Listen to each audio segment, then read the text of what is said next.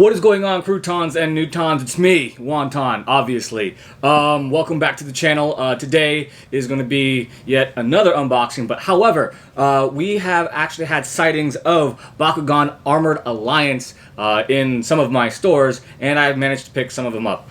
These are going to be different from the ones that you saw from previous Bakugan videos from other Bakutubers, because today we are unboxing the new 5-pack, essentially Baku-Gear pack. There's going to be a little bit different than the original 5-packs that you're normally used to seeing. So instead of rambling about it, let's go ahead and open this up, shall we?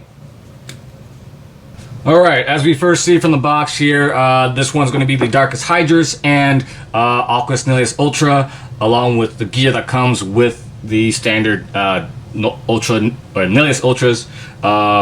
So we see the front of the box here, nice design, less clunky and more streamlined from previous boxes. And then we go to the back. The back actually shows us a lot more. Previously, with the packs in general, starter packs and then the 5-packs and so on, they never really let us know what cores we were getting, but now they are, which makes it a lot more helpful and gives us more insight in terms of what products to get. That way we don't get an excess abundance of duplicates when it comes to cores, especially. So obviously we're getting the Aquos Nillious, Darkus Hydorous, Pyrus Pegatrix, and Ventus Feral, which is going to be one of the brand new Bakugan. Everything else is just going to be basically a remold. So let's pull out the knife and open up. Alright, now that we got the unboxing part out of the way, here is a look at everything before we get into the turntable, along with revealing the gear cards right here. So we have, like I said before, Ventus Feral, Aquos Nillious Ultra, Pyrus Pegatrix, and a Hydorous Ultra, or Darkus Hydorous Ultra. Alright, so going into what they are, or what they have, Darkus Hydorous Ultra is a Green Fist shield with 600B for damage. So the stats on that one is actually not too bad. It's actually a little bit above average compared to the Battle Planet stuff. Moving on to Pegatrix, Pyrus Pegatrix, it is a shield and fire fist with 400B, 1 damage, and it has inherent double strike. So this Bakugan is going to be pretty good. Next, we move on to the Aquos Nillious Ultra, which comes with the corresponding Baku-Gear. And then we have Ventus Feral, which is a Helix, Green Fist, 500B, 5 damage. Oh, forgot to go into the stats of Nillious Ultra here. It's, blue shield, Green Fist, 500B, 3 damage. Around the board, it's pretty much 500B. So they are really solid Bakugan. It's really a bit too early to tell whether or not this is going to be useful or not, going into what evos they have, especially when it comes to the new Armored Elite sets, which we'll get into at the end of the video. But anyway, we're going to get into the cores right now. Alright, so we're going to go from left to right here.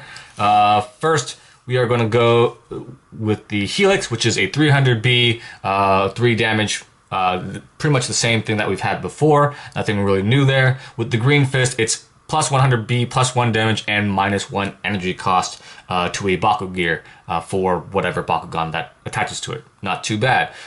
Pretty cheap cost, pretty low cost, but Green Fist. And then when we move on to the next one, which is 600B, plus 600B for Blue Shield, pretty standard.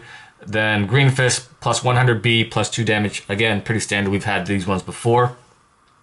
The newest one here is going to be the plus 500B, minus 1 Baku-Gear energy. Pretty good, especially with the B power associated with it. Minus 1 kind of balances it out. That way it's not too overpowered compared to the one you see here, the shield here, which is plus 200B, minus 2 Baku-Gear energy. But we kind of skipped the Red Fist, which is plus 150B and plus 4 damage. Again, pretty standard. As for the final gear that we have the plus 3 damage and then minus 1 Baku-Gear. So, moving along from that, we are going to see what Baku-Gear cards that we were given in this little set. So first one is going to be Dark Daggers, 400 or 4 energy plus 200 B plus 5 damage vanilla. Next is going to be Ventus Smashers, 2 energy vanilla plus 200 B plus 0 damage. Next card is going to be Aqua Greaves, 5 energy. You get plus 4 Frost Strike, plus 2 energy, or plus 2B, or 200B. I am starting on my words today. I am sorry. And then plus 4 damage. And then last is going to be Pyro Cannon, 2 energy, plus 100B, plus 2 damage. Vanilla's all around, except for Aqua Greaves, obviously. So each Bakugan got its own corresponding faction gear. So it kind of makes sense.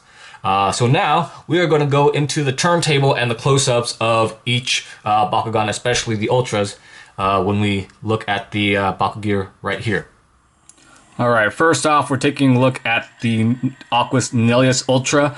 As you can see, the design of it is very, very different from the original. The tail is a little bit the same in the sense that it is the main where the magnet is, where it pops out like that, but in terms of the body and the wings, you can definitely see a massive difference. It's more elongated, it's longer compared to its predecessor. It might be the longest opening Ultra Bakugan there is at the moment.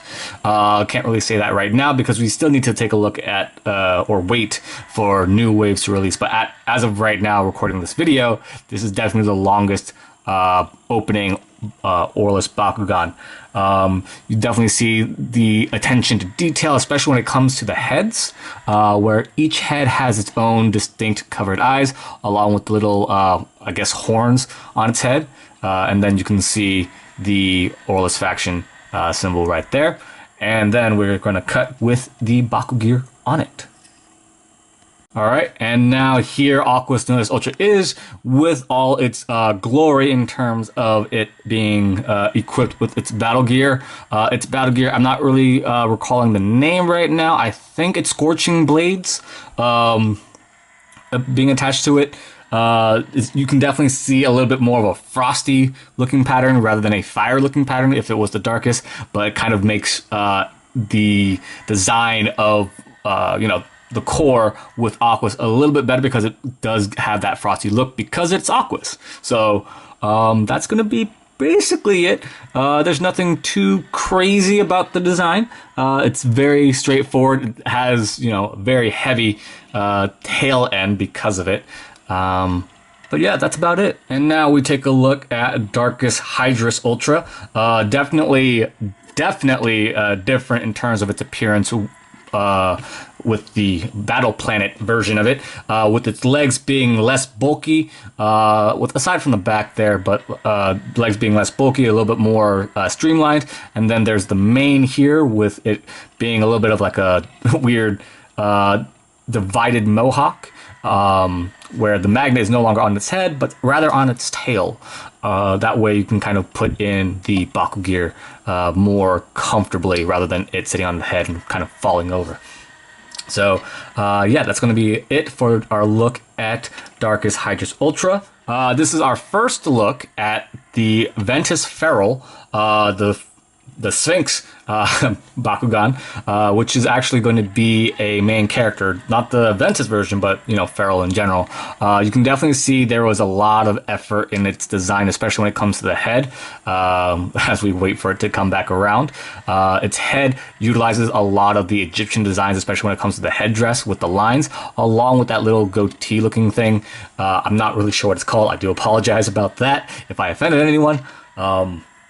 But yeah, there's definitely a lot of effort put into the design of making sure it looks like a Sphinx, and also the Egyptian-esque theme of the Sphinx design. So definitely appreciate the effort. Lastly, we move on to Pyrus Pegatrix core. You can see the Pyrus faction symbol right there. It definitely has a difference in design, especially when it comes to the head, along with the body. It's less chunky than before.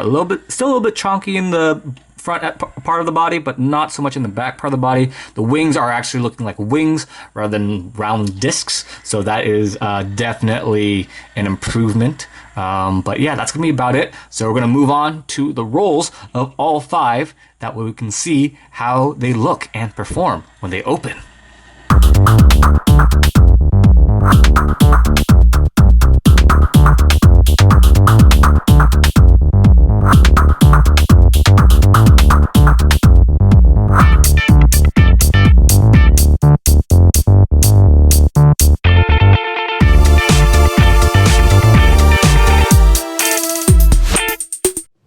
So now that we got a closer look at the Bakugan on the turntable and, saw how they roll, now is going to be the important question. Is this worth the money? Or is this worth having? In terms of being a collector, absolutely, this would be definitely worth buying, especially if you're into like the variations, especially when it comes to like Baku-Gear and, trying to collect all factions and whatnot. As for the more competitive and pro aspect side, if you're trying to get into the more competitive part of the game with Bakugan Pro and events, everything like that, we're kind of going to look into the cards here. They're going to be showing up on the screen there. So with this set, it only comes with confirmed 3 Evos. The Evo that has not been revealed or confirmed is going to be Pyrus Pegatrix Core. As of right now, Pyrus Pegatrix Core is the only one that doesn't have an Evo. So that one's a bit of a whiff. But going into the other 3 who do have confirmed Evos, which are going to be Aquos Nillious, Ventus Feral, and Darkus Hydorous. We're going to go into Nillious first because it is, kind of like the mascot of this set. As you see on the screen here, it's going to be Hyper Nillious Ultra, which has a 4 energy cost, 5 damage, and 1000 B. It does have an effect where if a Baku-Gear is attached to it, it gets plus 5 Frost Strike. And then if you happen to have the Aqua Greaves attached to it, the one that comes with the set, it's going to be basically plus 9 Frost Strike. Give me a second here to grab Aqua Greaves. But yeah, so with the cost of 4 and 1000 B and 5 damage, it's okay. It's not that great of a card. Obviously, it got the super rare treatment rather than anything higher, such as Awesome or Elite. So it is a average-ish kind of card, but does have some devastating abilities if it does have a Baku-Gear attached to it. Moving on to the other Ultra, Darkus Hydorous Ultra.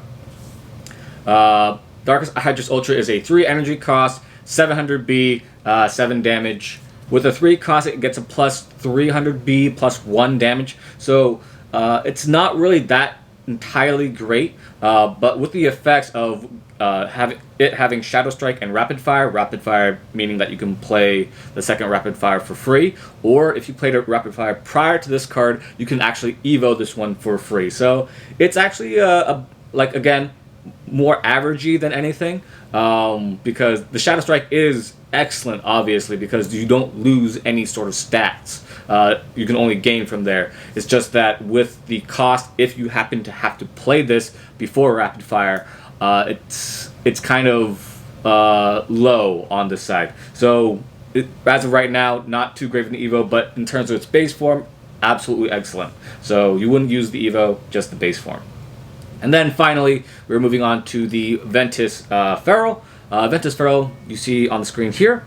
Hyper Feral is going to be its Evo, 4 energy, plus it goes up to 1100 B, and then stays at 5 damage with its speed powers going from 500 B. Its effect is boost if you have 7 or more energy cards in play, plus 5 damage and Shadow Strike. So overall, this card's actually not too bad. Unfortunately, there's no increase in B power, but there is an increase in damage, but there is an increase in B power, so it's actually pretty good. Unfortunately, in order for its effect to go off, it has to be more in the later game. So this card was given a rare treatment, understandably. So if you are playing a more boost-oriented deck, this card may not be too bad. But overall, this set is more on the average side rather than on the more competitive side. But in terms of collectability, definitely pick it up if you are actually trying to, you know, collect all the factions, especially if you're trying to get all the variations of the Baku-Gear, because there are, you know, multiple variations of the Baku-Gear that are going to be released throughout the year. So that's going to be it for the video, guys. Let me know what you think, if you're going to pick this up or not.